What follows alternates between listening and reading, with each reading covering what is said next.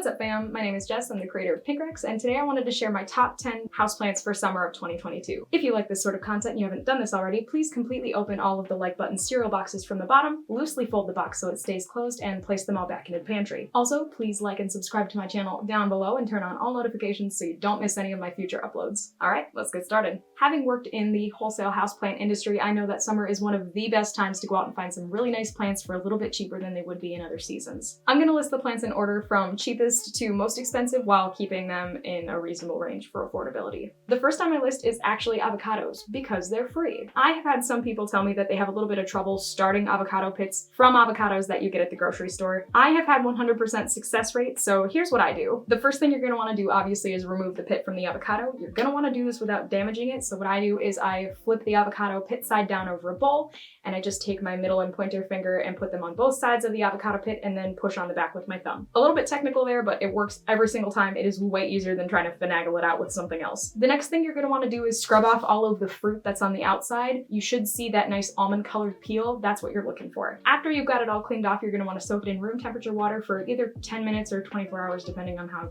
determined you're feeling when you clean the avocado. Following that, you're gonna wanna peel the pit until it looks something like this. It's gonna have a nice kind of pale tan, nutty color to it. Do not eat it. Do not. You will not.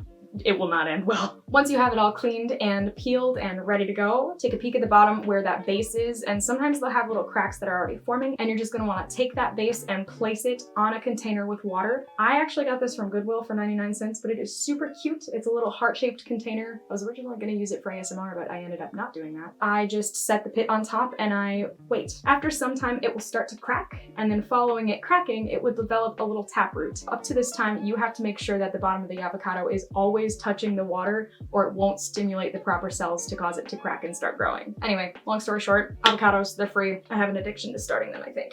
My number 2 plant for the year is actually small ferns. Ferns are nice because they're relatively easy to care for, assuming you don't get a maidenhair fern. Those things are snooty as fuck. Right here I have a bronze Venus fern and an autumn fern. I only kept the labels because I know I would not remember what types they are. I absolutely love ferns. I cannot recommend them enough. As long as they have enough water and a fair amount of light, they do okay. I think these were roughly $4.50 each, so they're pretty cheap. The third plant on my list for 2022 is actually going to be silver satin pothos. Silver satin pothos is a little bit misleading because of its colloquial name. It is actually Scindapsus pictus argyraeus. I have mine on kind of a janky moss pole, but I'm actually going to make another video very soon where I move this guy onto a board that he can properly shingle up. So if you want to see that, don't forget to subscribe. My number 4 plant is actually going to be Philodendron Brazil. Mine is quite small right now. It's just from 2 cuttings that I took before selling the parent plant, but these are really great for hanging baskets or climbing. It will eventually have a moss pole, I imagine, depending on what I decide to do with it, depending on how determined I'm feeling. But they have lovely leaf coloration. If they get enough light, they get some really beautiful 3-color, 4-color variegation going on. They are one of my favorites. The number 5 plant on my list today is going to be string of hearts. These guys actually used to really scare me, but after putting some cuttings in dirt, they took off and they have done their own thing, and I have done hardly a darn thing with them. So assuming that they have enough light and you don't let them stay dry for too long, they do really okay. It's really easy to tell when they need water when they're in teeny tiny pots like this, because when the pot is bone dry, you know it's time to water. But otherwise, if you have a larger pot of them, you can feel the thickness of the leaves that are closer to the base of the plant, and they will eventually start to lose kind of their succulent feeling. They'll start to feel a little papery. That's a good sign it's time to water. They do not like standing water at all, so they cannot be super saturated for too long. The goal is to have the soil moist, but not soggy. I hung them up right there. I don't know, I don't really have a good spot to display them, so now you can see them. The 6th plant on my list is going to be this pink shamrock, or false shamrock. I'll put the actual name to it here. These plants have been a little bit on the rise, I think, in the past couple years. Right away when I see them in greenhouses, I always see them bought up pretty much as soon as they're displayed. Mine is a little bit leggy because it didn't get a whole lot of light when I first got it, and it's the end of the day, so its leaves are starting to close down. But during the day, it does open up and it has these really beautiful leaf patterns. It has some really unique variegation on some of its leaves. I'll put a picture right here. I think this was $6 when I bought it. It was really small. It was only 3 little plantlets in a little nursery pot. It's actually still in the same pot I bought it in because I've been lazy. Cannot recommend this plant enough. It is adorable to grow and super satisfying to see it put out new leaves with better color every single time once it has enough light. My number 7 plant is actually reaching up towards maybe being a little bit more expensive depending on your area. This is Philodendron Fuzzy Petiole. I absolutely love this plant. I think it had 7 or 8 little plantlets in the pot when I bought it. I have since obviously separated like them. 2 of the plantlets that it had also had light variegation, so I'm keeping an eye on that. If you'd like to see some growth of possibly a variegated philodendron fuzzy petiole, go ahead and follow me on Instagram and TikTok, or follow me there if you want to. Anyway, that'd be cool. Thanks.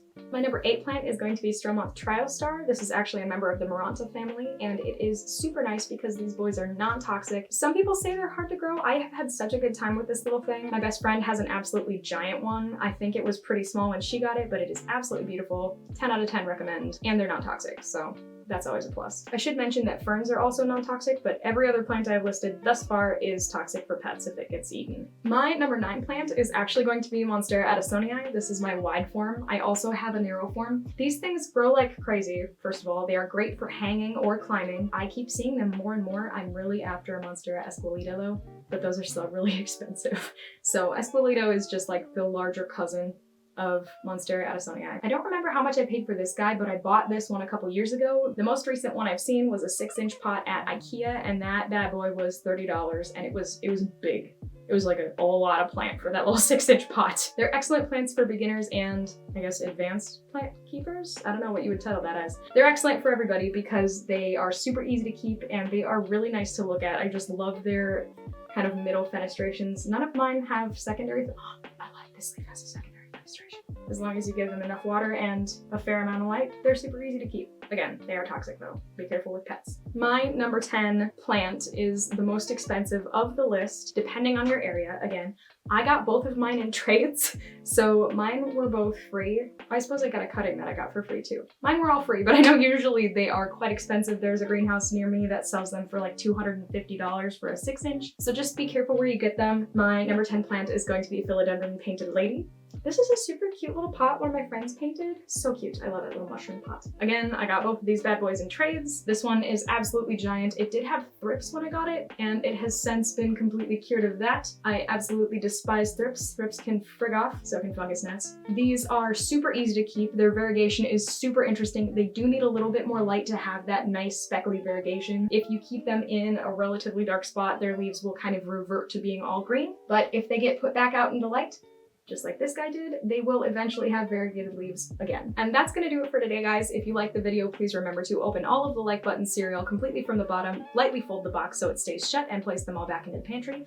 Also, please subscribe to Pink Rex down below and give the video a like, give me a comment, let me know what you thought. If there's any planty type things that you'd like me to cover coming up, let me know. I also have a ton of content over on TikTok. My username is the same as it is here. It's just Pink Rex with 2 X's. You can find me on Instagram under that same handle if you'd like to come follow me there as well. So whether I see you in the comment section or on one of the other platforms I listed, just know I really appreciate your support and I still have no idea what I'm doing. Okay, thanks, bye!